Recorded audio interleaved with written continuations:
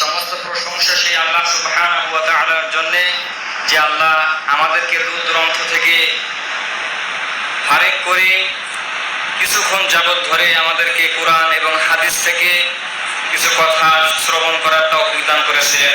এই জন্য আল্লাহর দরবারে শুকরিয়া করছি, আলহামদুলিল্লাহ। রাসূল সাল্লাল্লাহু আলাইহি ওয়াসাল্লাম হযরত মুআয ইবনে জাবাল রাদিয়াল্লাহু আনহুকে যখন মক্কা মদিনা থেকে ইয়ামান দেশে পাঠাচ্ছিলেন, তখন কয়েকটি নসিহত করছিলেন। তার মধ্যে তিনি বলেছিলেন, ইলাল ইয়ামানি ফাবালা উদউহুম লিশাহাদাতি, মুআয তোমাকে দেখানো হচ্ছে সেই জায়গার অধিকাংশ মানুষ আল্লাহকে চেনে না, বিভিন্ন দেব দেবীর উপাসনা করে থাকে। এই জন্য মুআযকে বললেন উদউহুম লিশাহাদাতি, সেই দেশে যে, সেই গ্রামে যে, সেই এলাকায় যে বলবে আল্লাহ ছাড়া কোনো ইলাহ নেই, এই সাক্ষ্য দিতে বলবে। যদি কোনো বান্দা কোনো ব্যক্তি সাক্ষ্য দেয় যে আল্লাহ রাসূল, আল্লাহ ছাড়া কোনো ইলাহ নেই, তখন তুমি বলবে আল্লাহ রাসূলুল্লাহ মুহাম্মদ সাল্লাল্লাহু আলাইহি ওয়াসাল্লাম আল্লাহ রাসূল, এই কথা যদি সে সাক্ষ্য দেয়।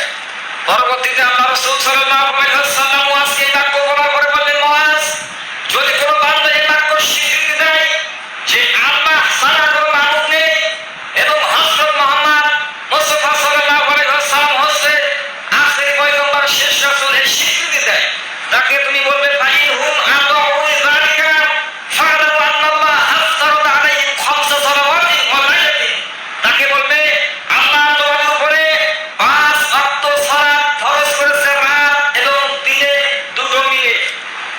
আল্লাহ রাসূল এই বাক্য শিক্ষা দিলেন। এরপরে মুআয ইবনে জাবাল রাদিয়াল্লাহু আনহুকে বললেন, যদি মানুষের এইটাও স্বীকৃতি দেয় যে সালাত আল্লাহর বিধান, এই সালাত কায়েম করতে হবে, এটা স্বীকৃতি দেয়, তাহলে তুমি বলো ফাইনহুম আতাউ যালিকা, তাদেরকে বলো তোমাদের যে সম্পদ আছে, সাদাকাতা মিন আমওয়ালিহিম তুখরাজু মিন আমওয়ালিহিম, তোমাদের সম্পদ থেকে আল্লাহর রাস্তায় ব্যয় করো।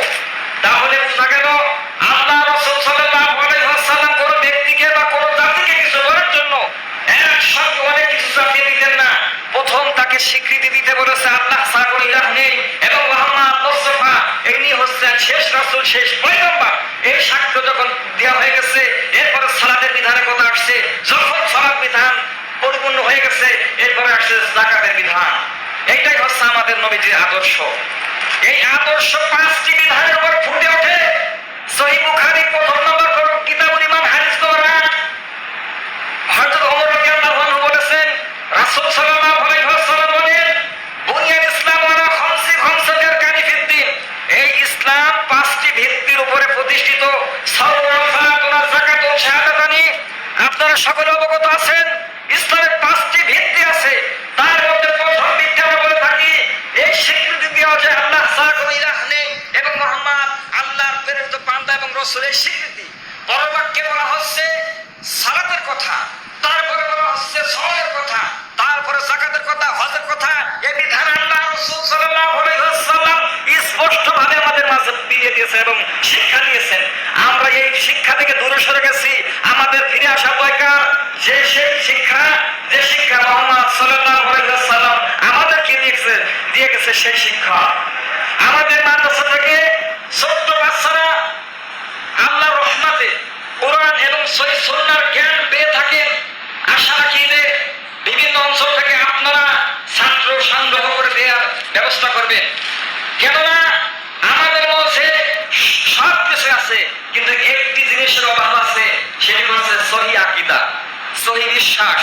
আমাদের মধ্যে এটা অভাব আছে, ইনশাআল্লাহ আমরা পূরণের চেষ্টা করব। আর দ্বিতীয়ত, যে আমাদের ছাত্ররা যে বিষয় নিয়ে আলোচনা করলেন, শিরক এবং সালাত, দুটোই কিন্তু মূল পয়েন্টের আলোচনা। সালাত এমন একটা বিষয়, আজকে উস্তাদ যে আলোচনা করছিলেন, ইন্নাস সালাতা তানহা আনিল ফাহশাই ওয়াল মুনকার, সহিহ সূরা আনকাবুতের 21 নম্বর পারার প্রথম নাম্বার সাফার 3 নম্বর 45 নম্বর আয়াতে আছে। এটা আল্লাহ তাআলা বলেছেন, মানে 45 নম্বর আয়াতে বলেছেন যে তোমরা উতলুমা উহিয়া ইলাইকা মিনাল কিতাব, প্রথম আয়াতে আছে যে মানে প্রথম অংশে আছে তোমরা আল্লাহ যে বিধান তোমাদেরকে নাযিল করেছে কোরআন মাজিদ তেলাওয়াত করো। এরপরে বিধান হচ্ছে এবং তোমরা সালাত প্রতিষ্ঠিত করো। থেকে দূরে সরিয়ে রাখেন। এর বিস্তারিত আলোচনাও তিনি করছেন। ইনশাআল্লাহ আমাদের ছাত্ররা বলছেন এই জন্য সকলের কাছে দাবি আপনারা সালাতকে ঠিক করেন। কেননা আল্লাহ রাসূল স্পষ্টভাবে বলছেন বাইনা রাজুল বাইনা কুফর ওয়া তারাকা সালাত। মিশকাতুল মাসাবি প্রথম নম্বর খণ্ড 602 নম্বর হাদিস। নবীজি এটা বলছেন যে ব্যক্তি সালাত ত্যাগ করলো সে কাফের, স্পষ্টভাবে কুফরি করলো। আমরা বিভিন্ন ভাবে একটাকে উপেক্ষা করে বলি না কাফের হবে না, এটা আমাদের মতো না। আল্লাহ রাসূল সাল্লাল্লাহু আলাইহি ওয়াসাল্লামের স্পষ্ট বাণী। এবং মুআযিজে জামালকে যখন ইয়ামান দেশে পাঠাচ্ছেন, অন্য হাদিসে 10টা বিষয় আছে, তার 3 নম্বর ছিল ফাইন তারাকা মুতাআমিদান সালাতা জিম্মাতুল্লাহ। যদি কেউ ইচ্ছাকৃতভাবে সালাত ছেড়ে দেয় সে আল্লাহর জিম্মা থেকে দূরে সরে যায়। এত কঠিন কথা বলছিলেন মুআযিজে জামালকে আল্লাহ রাসূল সাল্লাল্লাহু আলাইহি ওয়াসাল্লাম। এই জন্য আমাদেরকে ফিরে আসতে হবে আল্লাহর এবং তার রাসূলের দেখানো পথ অনুযায়ী।